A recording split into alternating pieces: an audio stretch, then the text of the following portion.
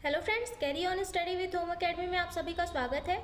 आज इस वीडियो में हम बात करेंगे 6 से 10 दिसंबर 2023 के छत्तीसगढ़ राष्ट्रीय और अंतर्राष्ट्रीय के महत्वपूर्ण करंट अफेयर्स के बारे में। तो अगर आप किसी भी प्रतियोगी परीक्षाओं की तैयारी कर रहे हैं तो इन करंट अफेयर्स की वीडियो को पूरा देखिएगा। आई होप ये वीडियो आप सभी के लिए हेल्पफुल हो, आपके परीक्षाओं में आपकी मदद करेंगे। तो चलिए, अगर आपने चैनल सब्सक्राइब नहीं किया है तो हमारे चैनल को कैरी ऑन स्टडी को सब्सक्राइब कर लीजिए, जिससे हमारे सभी वीडियो आपको आसानी से अवेलेबल हो सके। तो चलिए बिना देरी किए स्टार्ट करते हैं। आपके पूछा गया प्रश्न है, प्रतिवर्ष विश्व कंप्यूटर साक्षरता दिवस कब मनाया जाता है? ठीक है, तो इसका आंसर है 2 दिसंबर को। ठीक है, हर साल जो है 2 दिसंबर को विश्व कंप्यूटर साक्षरता दिवस मनाया जाता है। याद रखिएगा, इसे पहली बार 2001 में मनाया गया था। ठीक है, इसकी शुरुआत भारतीय कंपनी NIIT यानी कि राष्ट्रीय सूचना प्रौद्योगिकी संस्थान ने अपनी 20वीं वर्षगांठ के अवसर पर की थी। ठीक है, याद रखेंगे। और इसका उद्देश्य है डिजिटल विभाजन को खत्म करना। ठीक है, ये दिवस जो है कंप्यूटर साक्षरता और डिजिटल कौशल को बढ़ावा देने के लिए एक वैश्विक पहल के रूप में कार्य करता है। याद रख लीजिएगा, इतने फैक्ट आपको इस प्रश्न से याद रखने हैं। चलिए आगे बढ़ते हैं, अगला प्रश्न देखते हैं। अगला प्रश्न आपका, हाल ही में तृतीय खेलो इंडिया सब जूनियर जूडो लीग में राज्य की हेमवती ने कौन सा पदक जीता है?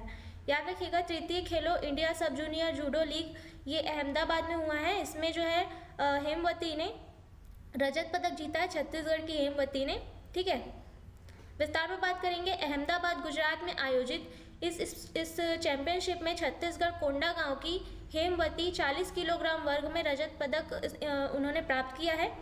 और हेमवती ने कई राज्यों के खिलाड़ियों को हराकर ये जो है जीत हासिल की और फाइनल में गुजरात के खिलाड़ी से हारकर जो है उन्होंने रजत पदक हासिल किया। ठीक है, चलिए अगला प्रश्न आपका, हाल ही में छत्तीसगढ़ में रिकॉर्ड मतों से जीतकर 8वीं बार विधायक कौन बने हैं? तो ये हैं बृजमोहन अग्रवाल, जो कि 8वीं बार विधायक बने हैं छत्तीसगढ़ विधानसभा चुनाव में। विस्तार पर बात करेंगे। 64 वर्षीय बृजमोहन अग्रवाल ने प्रदेश में सबसे बड़ी जीत 67,719 मतों से दर्ज की है।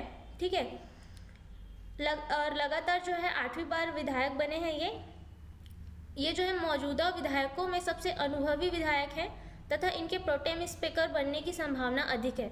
ठीक है, इससे पहले प्रोटेम स्पीकर कौन रहे हैं? राम पुकार सिंह रहे हैं, जिनकी उम्र 82 वर्ष रही है। इनसे पहले मतलब जो है आपका जो है पहले वाली जो विधानसभा में सत्र में जो है राम पुकार सिंह जो है प्रोटेम स्पीकर रहे हैं। और सबसे कम उम्र के जो है प्रोटेम स्पीकर रहे हैं 71 वर्षीय बोधराम कंवर और सत्यनारायण शर्मा रहे हैं इनसे पहले। ठीक है, याद रखिएगा। अगला प्रश्न आपका, हाल ही में 22 राज्यों में किए गए श्रम बल सर्वेक्षण के अनुसार बेरोजगारी में छत्तीसगढ़ किस स्थान पर रहा है? तो याद रखिएगा, बेरोजगारी में जो है छत्तीसगढ़ 5वें स्थान पर रहा है। विस्तार पर बात करेंगे। देश में चालू वित्त वर्ष की दूसरी तिमाही जुलाई सितंबर में 15 से 29 साल की आयु वर्ग में सबसे ज़्यादा बेरोजगारी हिमाचल प्रदेश में 33.9% रही है।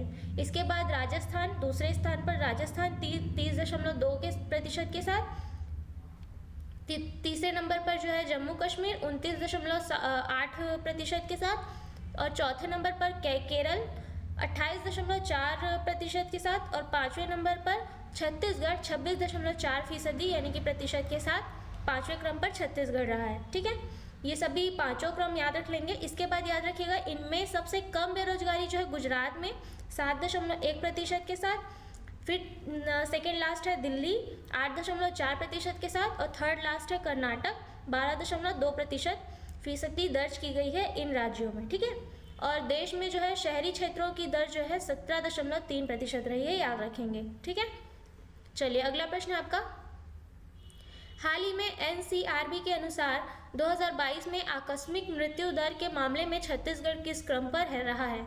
तो याद रखिएगा, छत्तीसगढ़ जो है प्रथम स्थान पर रहा है आकस्मिक मृत्यु दर के मामले में। ठीक है, विस्तार पर बात करेंगे। NCRB रिपोर्ट के मामले में जानेंगे।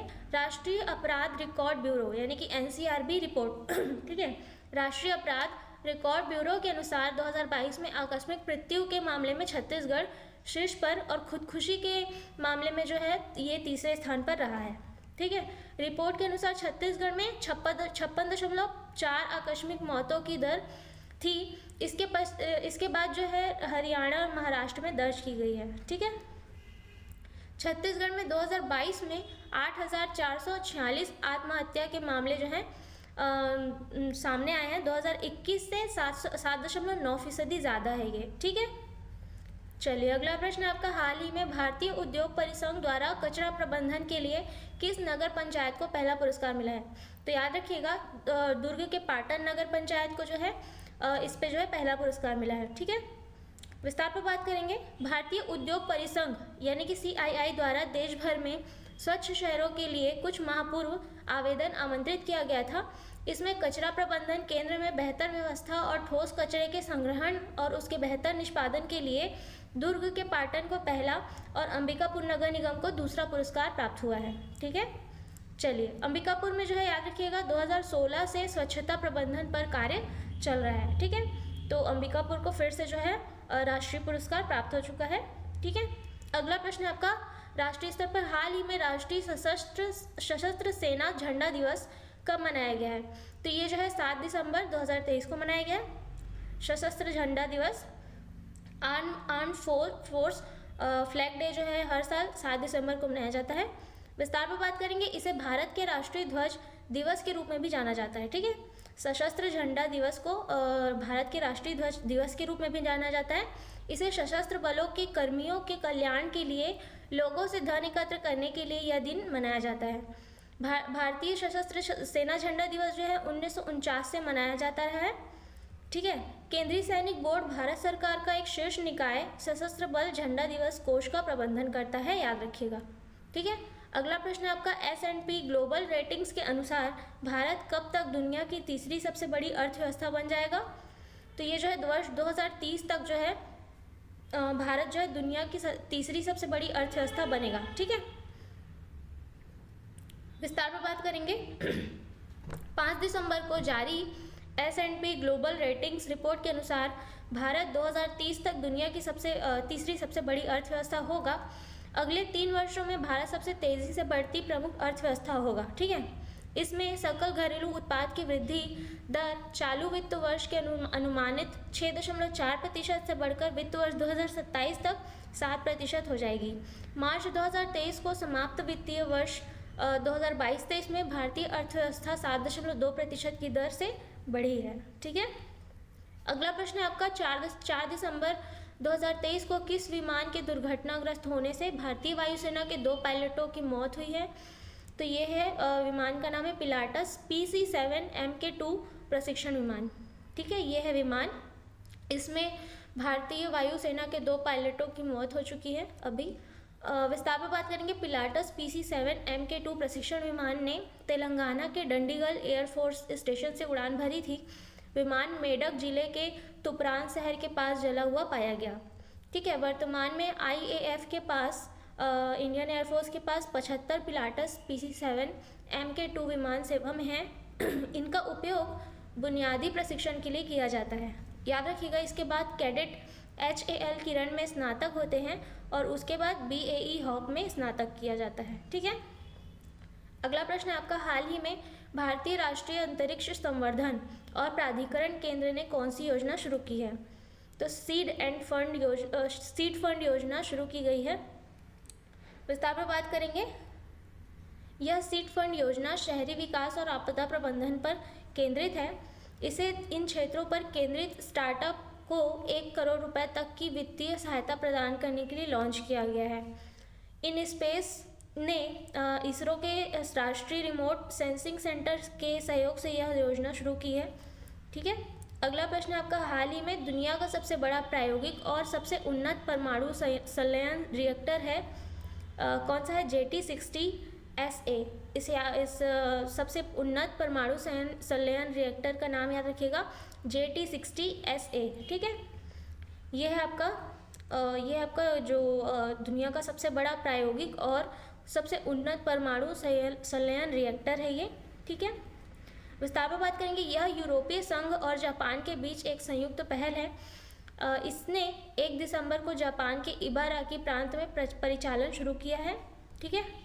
विखंडन वह तकनीक है, याद रखिएगा, जिसका उपयोग वर्तमान ऊर्जा संयंत्रों में किया जाता है और संलयन में एक नाभिक को विभाजित करने के स्थान पर 2 परमाणु नाभिकों को संलयन करना शामिल है। ठीक है, चलिए याद रखिएगा 6 मंजिला लंबा ये JT60SA है रिएक्टर है, जो कि टोक्यो के उत्तर में नाका के पास हैंगर में रखा गया है। ठीक है, चलिए अगला प्रश्न आपका, हाल ही में किस मंत्रालय द्वारा मेरा गांव मेरी धरोहर परियोजना शुरू की गई है?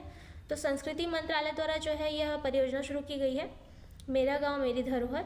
विस्तार पर बात करेंगे, कार्यक्रम के तहत भारत सरकार ने सभी गाँवों की मैपिंग और दस्तावेजीकरण तैयार करने का निर्णय लिया है। 27 जुलाई 2023 को NGMD पर वेब पोर्टल भी लॉन्च किया गया था। मेरा गांव मेरी धरोहर परियोजना पर वेब पोर्टल लॉन्च किया गया था 27 जुलाई 2023 को। और NGMD कार्यक्रम भारतीय गांव के जीवन, इतिहास और लोकाचार की विस्तृत जानकारी संकलित करने और इसे आभासी और वास्तविक समय के आगंतुकों के लिए उपलब्ध कराने का प्रयास करता है। ठीक है, अगला प्रश्न है आपका, हाल ही में मिजोरम के आइजोल के राजभवन में मुख्यमंत्री पद की शपथ कौन लेंगे? तो याद रखिएगा मिजोरम के श्री लालदुहोमा जो है ये मुख्यमंत्री पद की शपथ लेंगे, ये हैं। विस्तार पर बात करेंगे, राज्यपाल हरिबाबू कंभमपति श्री लालदुहोमा को जो है शपथ दिलाएंगे। ये मिजोरम के राज्यपाल हैं हरिबाबू कंभमपति। लालदुहोमा मिजोरम में एक क्षेत्रीय राजनीतिक दल जोरम नेशनलिस्ट पार्टी के नेता हैं। ठीक है, उनकी पार्टी ने 40 सदस्यीय विधानसभा में 27 सीटें जीती है।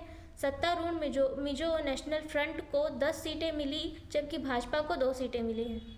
ठीक है, अगला प्रश्न आपका, किस योजना के तहत विभिन्न उद्योगों के लिए 291.25 करोड़ रुपए की कुल लागत वाली 70 परियोजनाएं स्वीकृत की गई हैं? तो याद रखिएगा TDF योजना के तहत ये स्वीकृत की गई है, 70 परियोजनाओं को स्वीकृत किया गया है। विस्तार पर बात करेंगे, रक्षा मंत्रालय के तहत प्रौद्योगिकी विकास निधि योजना एक प्रमुख कार्यक्रम है, जिसे DRDO द्वारा मेक इन इंडिया पहल के तहत कार्यान्वित किया जाता है। वर्तमान समय में विभिन्न उद्योगों के लिए 70 परियोजनाओं को मंजूरी प्रदान की गई है, जिसकी कुल लागत 291.25 करोड़ रुपए है। और इस योजना के अंतर्गत 16 रक्षा प्रौद्योगिकियों को सफलतापूर्वक साकार किया गया है। ठीक है, अगला प्रश्न आपका, हाल ही में गूगल द्वारा किस सबसे शक्तिशाली AI मॉडल का खुलासा किया गया है? तो याद रखिएगा जेमिनी, ये गूगल द्वारा सबसे शक्तिशाली AI मॉडल है जिसका खुलासा किया गया है जेमिनी का। ठीक है, विस्तार पर बात करेंगे, इसे मनुष्यों की तरह व्यवहार करने के लिए डिज़ाइन किया गया है, जो अन्य मॉडलों की तुलना में बेहतर है। ठीक है, जेमिनी 3 संस्करणों में आता है, प्रो, अल्ट्रा और नैनो। सॉरी।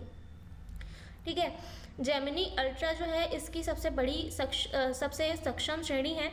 जेमिनी प्रो कार्यों की एक विस्तृत श्रृंखला को पूरा करता है और जेमिनी नैनो का उपयोग विशिष्ट कार्यों और मोबाइल उपकरणों के लिए किया जाता है। ठीक है, प्रो संस्करण जो है पहले से ही उपलब्ध है और अल्ट्रा संस्करण 2024 की शुरुआत में जारी किया जाएगा। ठीक है, याद रखिएगा। अगला प्रश्न आपका, हर साल अंतर्राष्ट्रीय नागरिक उड्डयन दिवस कब मनाया जाता है? तो याद रखिएगा हर साल 7 दिसंबर को जो है अंतर्राष्ट्रीय नागरिक उड्डयन दिवस यानी कि इंटरनेशनल सिविल एविएशन डे मनाया जाता है। विस्तार पर बात करेंगे, इसे देशों के सामाजिक और आर्थिक विकास के लिए अंतर्राष्ट्रीय नागरिक उड्डयन के महत्व के बारे में दुनिया भर में जागरूकता पैदा करने के उद्देश्य से मनाया जाता है। इस वर्ष का इसका विषय है वैश्विक विमानन विकास के लिए उन्नत नवाचार। और ICAO ने 7 दिसंबर 1944 को अपनी 50वीं वर्षगांठ के सम्मान में नागरिक उड्डयन मामलों में वैश्विक सहयोग और एकरूपता को बढ़ावा देने के लिए अंतर्राष्ट्रीय नागरिक उड्डयन संगठन की स्थापना की गई थी। याद रखिएगा। ठीक है, कब? 7 दिसंबर 1944 को उसकी 50वीं वर्षगांठ के अवसर पर। ठीक है, अगला प्रश्न है आपका, हाल ही में कौन दुनिया के सबसे ऊंचे युद्ध क्षेत्र में तैनात होने वाली पहली महिला चिकित्सा अधिकारी बनी है? तो इसका आंसर आपको कमेंट बॉक्स पर देना है। और साथ ही मैं बताना चाहूँगी कि हमारे हमारे अकेडमी में क्लासेस अवेलेबल हैं, CGPSC pre, Vyapam and others. तो अगर आप किसी भी क्लासेस या किसी भी चीज़ की जानकारी चाहते हैं तो दिए गए कॉन्टैक्ट नंबर पर कॉन्टैक्ट कर सकते हैं या विजिट कर सकते हैं हमारे अकेडमी में, ओम अकेडमी, अमर कॉम्प्लेक्स, गांधी चौक, जूना बिलासपुर में। तो आज की वीडियो में इतना ही। अगर आपको वीडियो अच्छी लगी हो तो वीडियो को लाइक और शेयर कर दीजिएगा और चैनल को सब्सक्राइब करना ना भूलें। तो अगले वीडियो में मिलेंगे, तब तक के लिए धन्यवाद।